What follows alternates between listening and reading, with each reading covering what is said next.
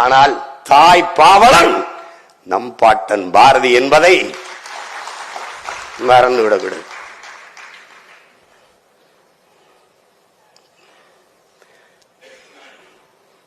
அதான் அவர் சொல்றார். அப்படி பாருங்க, தமிழர்களின் உயிர் வந்து தமிழ். அது தமிழ் தாழ்நிலை அடைந்த போது, தமிழ்நிலை தாழ்ந்ததால் இமை திறவாமல் இருந்த போது என்ன செய்யறது தெரியாம இமை திறவாமல் இருந்த போது தமிழகம் தமிழுக்கு தகும் உயர்வளிக்கும் தலைவனை எண்ணி தவம் கிடக்கையில் இலகு பாரதி புலவன் வந்தான். அப்படி தவம் கிடக்குது, என்ன செய்யறது தெரியல. அந்த நேரத்தில் இலகு பாரதி புலவன் வந்தான். அவன் பைந்தமிழ் தேர்ப்பாகன், அவன் ஒரு செந்தமிழ் தேனி, சிந்துக்கு தந்தை, குவிக்கும் கவிக்குயில், நாட்டிற்கு களங்கம் விளைவிக்கும் வகையை,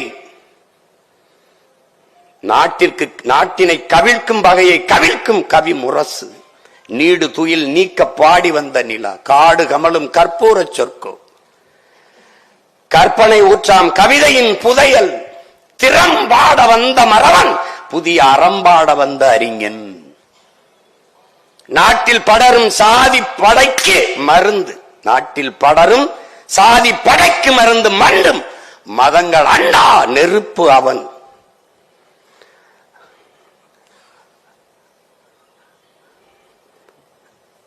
அயலார் எதிர்ப்புக்கு அணையா விளக்கவன். என்னென்று சொல்வேன்.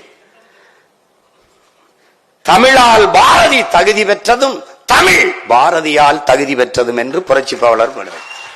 என்னென்று சொல்வேன். அவன் தான் புது ரத்தம் பாய்ச்சி தமிழால் பாரதியும் தகுதி பெற்றான், தமிழும் பாரதியால் தகுதி பெற்றதுன்னு பாடுறாப்ல புரட்சி பாவலர்.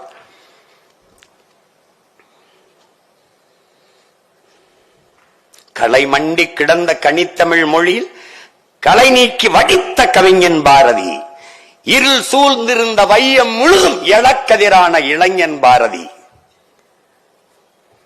நிலை குலைந்திருந்த நெஞ்சினை நிமித்தி நிலன சொன்ன வல்லோன் பாரதிங்கிறார் கவியரசு கண்ணதாசன் அவர்கள்.